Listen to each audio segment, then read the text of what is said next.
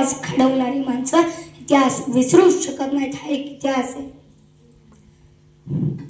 आदरणीय व्यासपीठावरील मान्यवर आणि ते जमलेल्या माझ्या विद्यार्थी मित्रांनो नमस्कार. मी आरव प्रवीण कदम, इयत्ता 6वीचा विद्यार्थी. हे आदर्श का उभं करायचं आमच्या नव्या पिढी पुढे?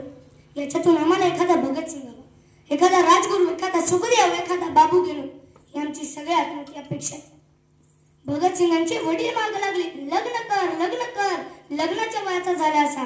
पण भगतसिंग म्हटले, माझं लग्न माझ्या दिशेशी केव्हाच लागले. माझं कसले लग्न करताय? ज्याचा देश पारतंत्र्यात आहे त्याला लग्न कसं कर म्हणताय तुम्ही? माझ्या देशात या पायाची बेडी आधी मला मोकळी करू द्या, मग माझ्या हातात बेडी घाला. काय विचार? फासावर देताना सुखदेवांना विचारलं, मरण्यापूर्वी तुमची अंतिम इच्छा काय आहे? आणि सुखदेव म्हटले, इंग्रजांनी भारत सोडून जावं. दुसरा ध्येयच नाही ना काय? फासावर द्यायच्या शेवटच्या दिवशी सुद्धा भगतसिंग सकाळी व्यायाम करत होते. फासावर द्यायचं काय तासात आणि भगतसिंग व्यायाम करतात. जेलातल्या छतीपणाला विचारलं, आता या व्यायामचा काय उपयोग? तासाभरात तर जायचं आहे. पण भगतसिंग म्हटले, हे मला माहित आहे, पण हा व्यायाम महत्वाचाच, कारण तोच मला तुमच्या विरोधात लढायची शक्ती देईल. शेवटच्या दिवशी सुद्धा ज्याने स्वतःचा व्यायाम सोडला नव्हता ते भगतसिंग. कुठून कुठून माणसं तयार झाली अशी. साताऱ्याचे क्रांतिकारक होते. क्रांतिसिंह नाना पाटलांच्या चळवळीत. नाना पाटलांचा निरोप घेऊन रात्रीच्या 12-12:30 वाजता गावात इंग्रजांना जाणीव झाली, माहिती कळाली आणि इंग्रज पोलीस त्या क्रांतिकारकाच्या मागे लागली. रात्रीचा काळ तो स्वतःच्या गावात पळतोय.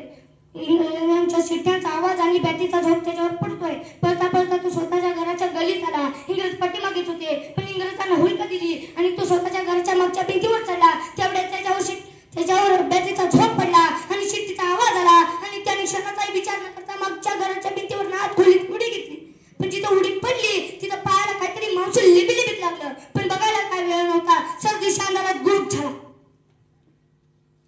काही वेळानंतर इंग्रजांच्या शिट्ट्यांचा आवाज मंदावला आणि बॅटरीचा झोप बाजूला झाला.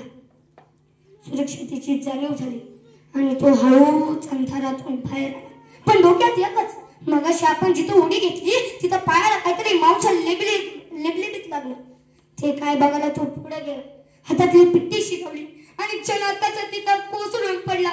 जिथं त्याचा पाय पडला होता तिथं त्याची तनी पोर झोपली होती आणि त्याचा पाय तिच्या गळ्यावर पडला होता. जाग्यात संपली होती ती. बायकोला बघितलं, एकच पडला. सर्दीशी तोंडावर हात ठेवला. चुप चुप, रडायचं नाही, रडायचं नाही.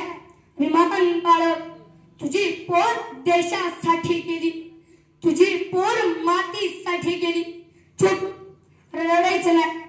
स्वतःची तनी पोर स्वतःच्या पायाखाली मेली तरीही देशाबद्दल प्रेम अभिमान त्याच्या उरात तसाच होता आणि ती हुतात्मे झाली म्हणून बायकोला सांगत होता. कुठून कुठून माणसं तयार झाली अशी. एकेकाळी देशाला स्वातंत्र्य मिळवून देण्यासाठी आणि तरुणांमध्ये जोश भरण्यासाठी सुभाषचंद्र बोस यांनी घोषणा केली की तुम मुझे खून दो मैं तुम्हें आजादी दूंगा, की तुम मुझे खून दो मैं तुम्हें आजादी दूंगा.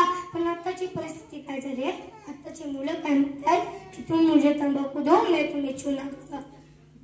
ही परिस्थिती आजकालच्या मुलांमध्ये निर्माण झाली. ही परिस्थिती बदलली पाहिजे. चांगल्या विचाराने चांगल्या मनाने वागले पाहिजे आणि या देशाला महासत्ता बनवले पाहिजे.